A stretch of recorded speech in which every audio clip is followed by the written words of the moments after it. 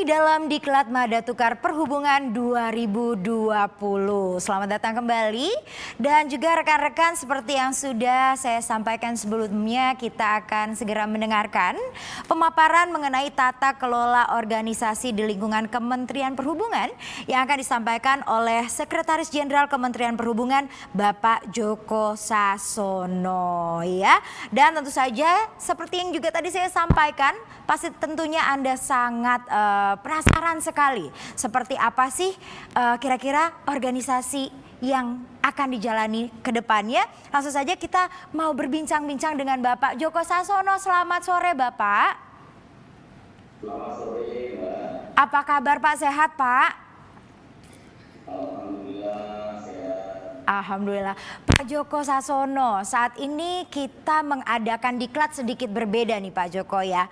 Kita mengadakan dengan cara online dan saat ini diikuti oleh hampir 4.000 peserta Pak Djoko. Menurut Pak Djoko seperti apa?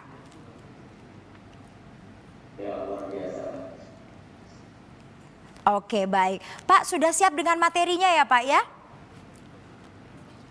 Insya Allah. Baik, langsung saja kalau begitu. Ini dia Sekretaris Jenderal Kementerian Perhubungan Bapak Djoko Sasono dengan pemaparan tata kelola organisasi di lingkungan Kementerian Perhubungan.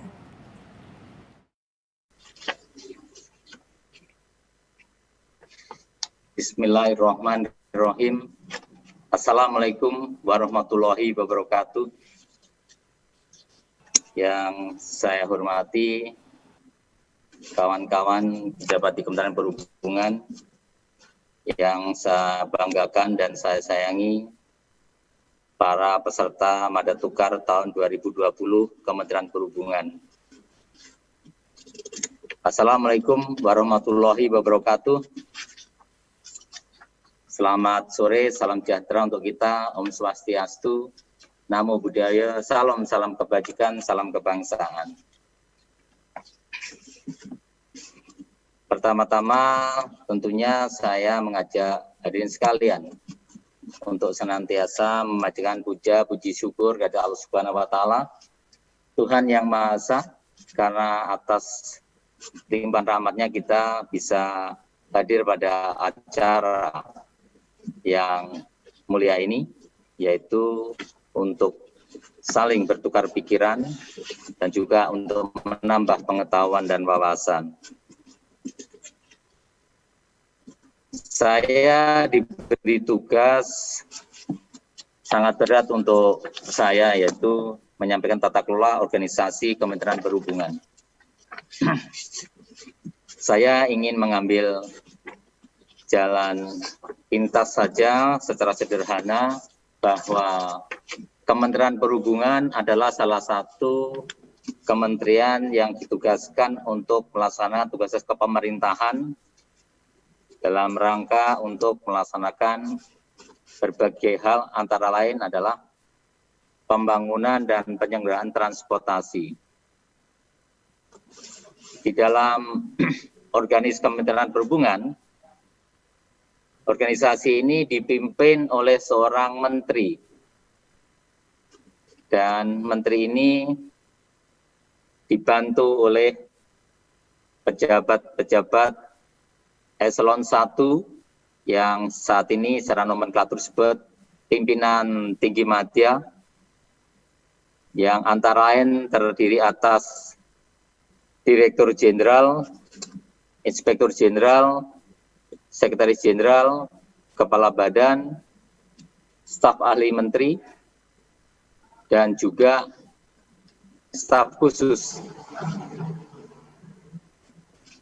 Di dalam pelaksanaan tugas, Menteri memberikan wewenang dan tanggung jawab kepada para pejabat eselon 1-nya untuk melaksanakan tugas sesuai bidang yang sudah ditentukan. Misalnya untuk Direktur Jenderal Perhubungan Darat melaksanakan tugas-tugas terkait dengan transportasi darat.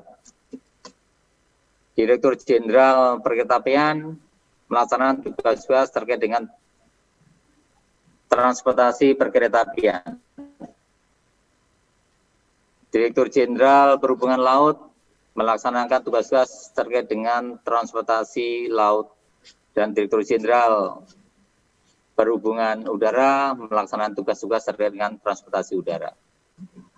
Dalam hal-hal tertentu, hal-hal khusus, ada unit organisasi eselon 1 yang secara spesifik melaksanakan tugas yang meliputi tadi tidak saja darat, kereta api, laut, udara, yaitu yang kita kenal di Kementerian Perhubungan adalah Badan Pengelola Transportasi Jabodetabek.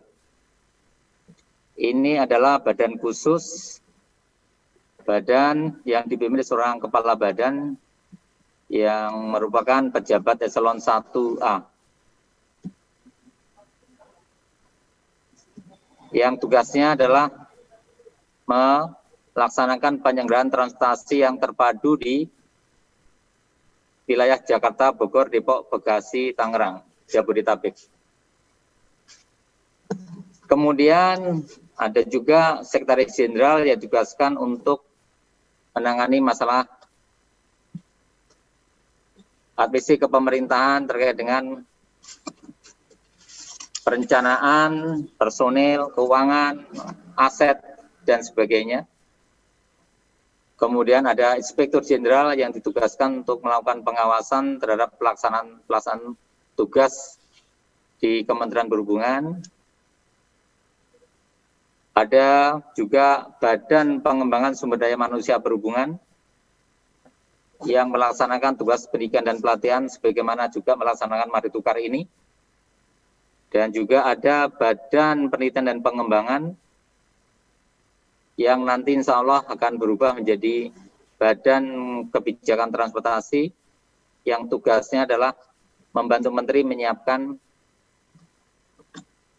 arah-arah kebijakan dan berbagai hal terkait dengan pengembangan. Kemudian Menteri juga dibantu oleh beberapa staf ahli yang merupakan jabatan eselon 1B yang mempunyai spesialisasi atau kekhususan. Di Kementerian Perhubungan saat ini ada 4 staf ahli dan juga Menteri dibantu oleh staf khusus yang merupakan pejabat yang mempunyai tugas tertentu yang akan melaksanakan tugas yang penugasnya diberikan langsung oleh Menteri.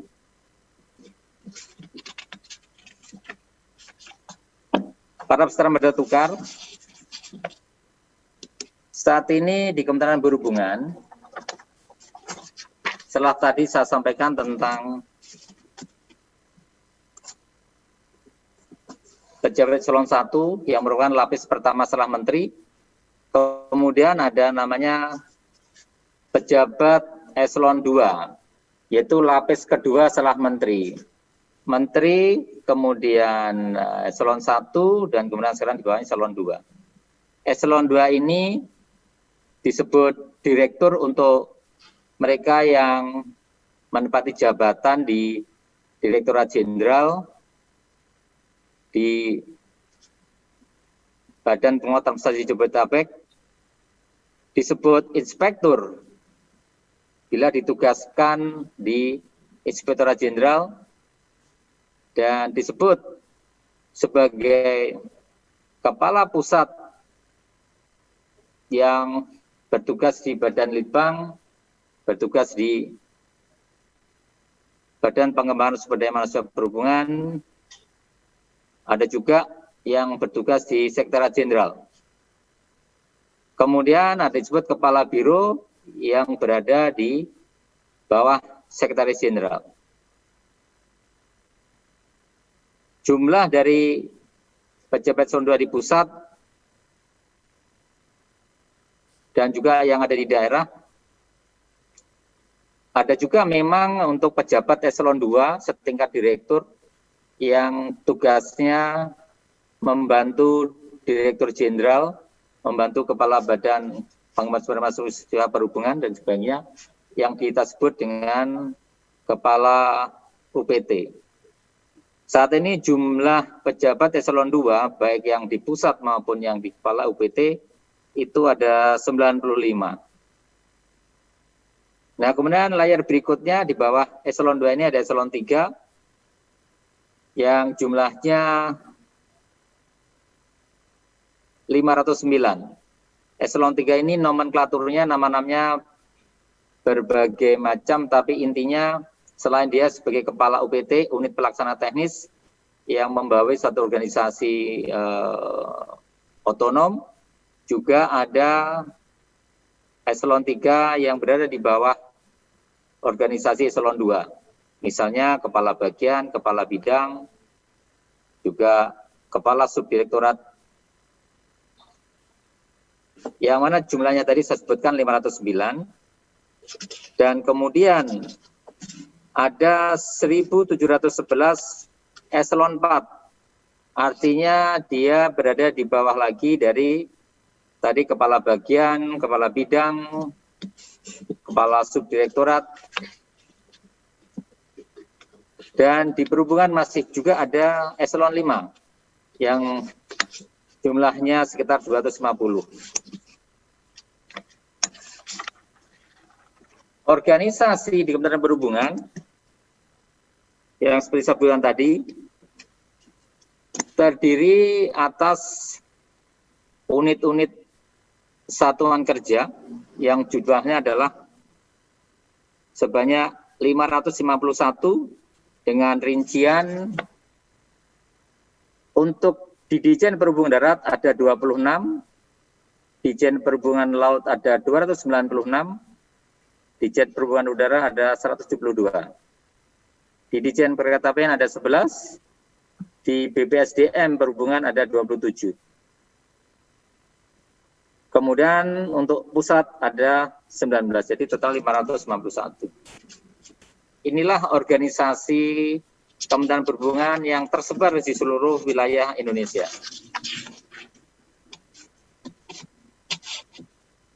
Para peserta Madatukar, tadi sudah saya sebutkan adanya unit pelaksana teknis. Unit pelaksana teknis ini seperti tadi disebutkan, beri balai yang melaksanakan kegiatan Madatukar. Balai Pembangunan Karakter. UPT ini secara keseluruhan, secara definisi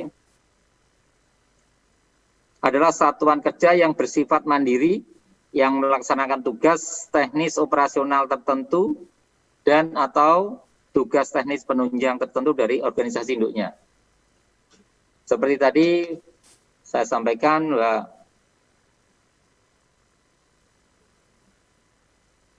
sekolah-sekolah misalnya Poltrada,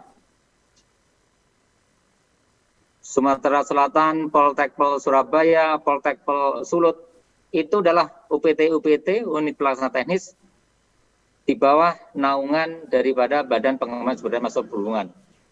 Demikian juga untuk yang teknis operasional seperti contoh ada Otoritas Pelabuhan Tanjung Perak, itu berada di bawah Direktorat Jenderal Perhubungan Laut, atau Otoritas Bandar Udara Juanda Surabaya, itu berada di bawah Direktorat Jenderal Perhubungan Udara. Untuk darat, untuk Jawa Timur misalnya adalah Balai Pengelola Transportasi Darat yang berlokasi di Surabaya, dan juga ada Balai Teknik Perkeretaapian Jawa Timur yang membawai juga Sulawesi Selatan. Di dalam struktur organisasi Kementerian Perhubungan, jumlah UPT ini kalau saya tadi sudah sebutkan, saya ulangi lagi. Untuk Direktorat Jenderal Perhubungan Darat ada 26 UPT tersebar di provinsi-provinsi, khususnya di ibu kota provinsi. kemudian Direktorat Jenderal Perhubungan Laut ada 296 UPT yang tersebar di seluruh Indonesia. Bisa saja satu provinsi ini ada beberapa UPT. Seperti contohnya untuk Jawa Timur, saya misalkan ada UPT Otoritas Pelabuhan, ada UPT Kepala Kantor Sah Bandar, ada UPT Kepala Distrik Navigasi, dan sebagainya. Untuk perhubungan udara ada 172 UPT, hampir mirip dengan perhubungan laut tersebar di seluruh Indonesia. Bisa satu provinsi lebih dari satu UPT. Kemudian Direktorat Jenderal Kereta Apian ada 11 UPT yang saat ini baru berada di 11 provinsi. Ada yang satu provinsi menangani lebih dari satu UPT, ada yang menangani lebih satu provinsi. Kemudian untuk Badan Pengembangan Sumber Daya Manusia Perhubungan terdapat 27 UPT yang merupakan unit-unit pelaksana teknis pendidikan dan pelatihan sebagaimana yang tadi saya sebutkan.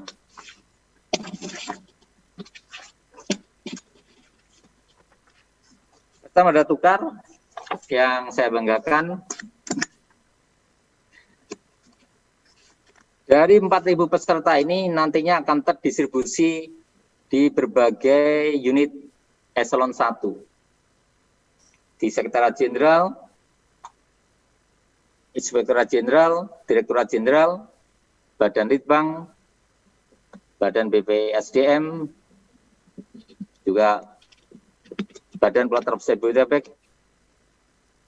Artinya bahwa semua nantinya akan mendapat tugas sebenarnya kebutuhan organisasi. Untuk itu, saya ingin menyampaikan bahwa bagi kalian yang nanti akan bertugas di pemerintahan, perlu mempunyai semangat pengabdian. Karena tugas di pemerintahan ini adalah tugas untuk melakukan pengabdian. Saya sangat berharap bahwa dengan jatuhnya pilihan kalian untuk menjadi taruna di sekolah-sekolah Kementerian Perhubungan adalah sudah meyakinkan diri untuk melakukan pengabdian. Baik nanti yang akan mengabdikan diri di pemerintahan maupun di industri transportasi. Semua pengabdian membutuhkan satu tekad yang besar, yang utamanya adalah satu tekad untuk memberikan pelayanan yang terbaik. Untuk itu, Kementerian Perhubungan sangat mengharapkan kalian semua dalam proses pendidikan ini akan ditempa menjadi aparatur atau menjadi petugas yang diharapkan akan tangguh dalam melaksanakan tugas-tugas nantinya. Karena apa? Di dalam tugas-tugas yang akan diemban, banyak hal yang tentunya berbeda dengan tugas-tugas yang dilakukan oleh kementerian yang lain. Saya memberikan contoh bahwa bekerja di Kementerian Perhubungan itulah bekerja 24 jam sehari, 7 hari seminggu, yang membutuhkan suatu ketekunan dan juga kedisiplinan yang tinggi. Untuk itulah maka Mada Tukar ini menjadi sangat penting, yang menjadi salah satu upaya untuk membangun karakter yang kuat bagi nantinya kalau kalian sudah akan bekerja pada tugas yang real, yang nyata. Melayani masyarakat bukan pekerjaan yang mudah. Contoh sederhana saja, Kementerian Perhubungan selalu menyiapkan diri untuk melaksanakan pelayanan dalam skala yang besar. Sebagai contoh, angkutan lebaran. Ini walaupun sebagai agenda tahunan, penyelenggaraan angkutan lebaran merupakan satu kegiatan yang melibatkan banyak organisasi dan juga banyak personil. Artinya bahwa agar angkutan lebaran bisa berjalan dengan baik, diperlukan salah satunya adalah SDM yang unggul, yang tangguh, karena salah satu yang diperlukan adalah satu mental yang kuat di dalam melaksanakan tugas itu. Sementara orang ingin bergembira dengan libur lebaran, personel transportasi, personel perhubungan tetap bekerja 24 jam sehari agar transportasi bisa terselenggara, bisa berjalan dengan baik. Artinya, di saat orang-orang berlibur, di situ aparat perhubungan bekerja dengan sangat keras. Bahasa sederhana saya adalah tidak ada cuti bagi mereka yang sedang bekerja untuk melayani orang yang akan berlibur. Artinya dengan kalian sudah memantapkan diri untuk bekerja di bidang transportasi, maka mulai hari ini yakinkan bahwa kalian akan menjadi orang pilihan-pilihan yang akan mendapatkan kehormatan untuk bisa melayani mereka yang membutuhkan layanan transportasi yang baik dan juga transportasi yang sehat, selamat, aman. Tentunya melalui pendidikan yang diberikan kepada kalian sebagai mahasiswa tukar ini adalah membangun karakter-karakter unggul tadi agar nantinya menjadi petugas-petugas yang tangguh.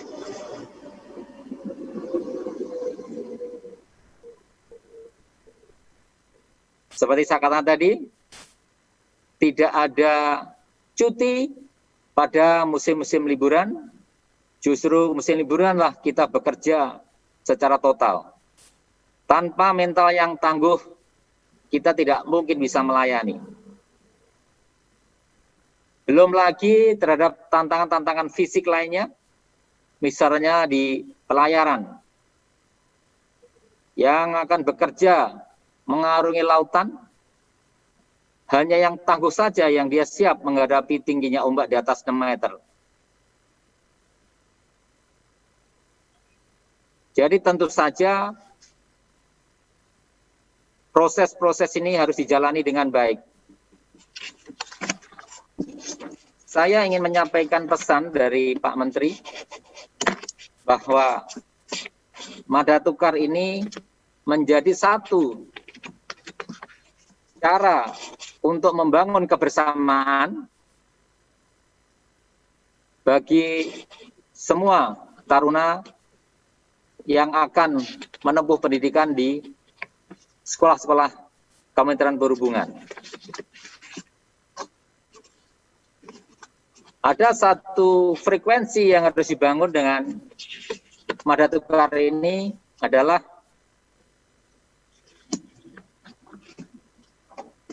membangun satu persaudaraan, kekeluargaan, dan juga kesatuan dan persatuan yang nantinya ini akan sangat bermanfaat di saat kalian semua selama masa pendidikan dan juga setelah nantinya kalian menjalani tugas-tugas kedinasan. Untuk itu saya meminta pada kalian semua peserta Madatukar memanfaatkan waktu pendidikan ini dengan sungguh-sungguh. Kementerian Perhubungan ingin orang-orang yang unggul. Karena tugas-tugas ke depan semakin berat. Apalagi dalam situasi yang sedang kita jalani seperti ini. Tidak ada satu orang pun yang bisa memprediksi bahwa akan terjadi pandemi seperti ini, yang berdampak besar terhadap penyelenggaraan transportasi. Transportasi terus harus berjalan dan tentunya membutuhkan orang-orang yang tangguh dan unggul untuk bisa melaksanakan tugas tersebut. Dan saya yakin kalian ini adalah orang-orang pilihan melalui proses seleksi yang sangat luar biasa. Saya menjadi saksi langsung bagaimana proses itu dilaksanakan. Dan saya menjadi saksi bagaimana menentukan si A, si B bisa lulus untuk mengikuti pendidikan di Kementerian Perhubungan. Untuk itulah momen ini sangat penting bagi kalian, bagi saya, dan bagi semua saja yang terlibat dalam proses-proses ini, dalam rangka menyiapkan satu kekuatan sumber daya manusia unggul. Terlebih lagi, dalam rangka nanti kita menuju Indonesia Emas tahun 2045, tidak lama lagi, sekitar 25 tahun yang akan datang, Indonesia diprediksi menjadi 4 besar kekuatan ekonomi dunia, bersama-sama dengan China, dengan Amerika, dengan India. Masa itu harus dipersiapkan. Dan masa itu akan menjadi masa di mana kalianlah yang berperan besar. Untuk itu, pendidikan yang kalian jalani adalah dalam rangka nanti untuk menjadikan Indonesia Emas. Untuk itulah maka kalian yang sudah terpilih ini diharapkan memanfaatkan, dan ini adalah golden time bagi kalian untuk nantinya akan memimpin transportasi di kemudian hari. Hadirin sekalian, para peserta Mada Tukar, saya berharap bahwa dengan pendidikan kalian jalani nanti, Kementerian Perhubungan menjadi lebih moncer, lebih hebat. Dan saya yakin dengan kualitas dari kalian yang ikut Mada Tukar ini, dengan pendidikan yang terukur, terarah, dan tentunya terus dalam pembinaan yang baik, saya yakin apa yang menjadi harapan Pak Menteri Perhubungan bisa terwujud. Serasa sekian yang saya sampaikan, terima kasih. Saya mengucapkan selalu jaga kesehatan, biasakan berprestasi, dan selalu sukses. Terima kasih. Wassalamualaikum warahmatullahi wabarakatuh. Om Santi Santi Santi Om. Pak Joko Sasono selaku Sekretaris Jenderal Kementerian Perhubungan, dan dengan pemaparan terakhir yang disampaikan oleh Bapak Joko Sasono, maka berakhir jugalah Diklat Mada Tukar di hari yang pertama. Kita sudah belajar begitu banyak hari ini, kita sudah menyalurkan energi positif untuk menjadi sukses dan mulia. Kita juga sudah belajar untuk beradaptasi dengan teknologi dan juga keadaan yang sedang terjadi saat ini. Kita juga sudah mengenal organisasi pada Kementerian Perhubungan. Sampai jumpa besok, acara akan dimulai pada pukul 8 pagi waktu Indonesia bagian Barat. Harap bersiap kepada para calon taruna dan juga teruni pada pukul 7.30 WIB. Untuk link Zoom akan dikirimkan kepada masing-masing PIC dari UPT dan akan segera di-share melalui aplikasi WA Group oleh panitia. Dan tentu saja saya Ibat Estria mengucapkan terima kasih yang sebanyak-banyaknya atas partisipasi dan juga perhatian yang sudah diberikan. Juga memohon maaf sedalam-dalamnya jika ada yang kurang berkenan. Wassalamualaikum warahmatullahi wabarakatuh. Salam sejahtera, Om Swastiastu, Namo Buddhaya, salam kebajikan dan sampai jumpa.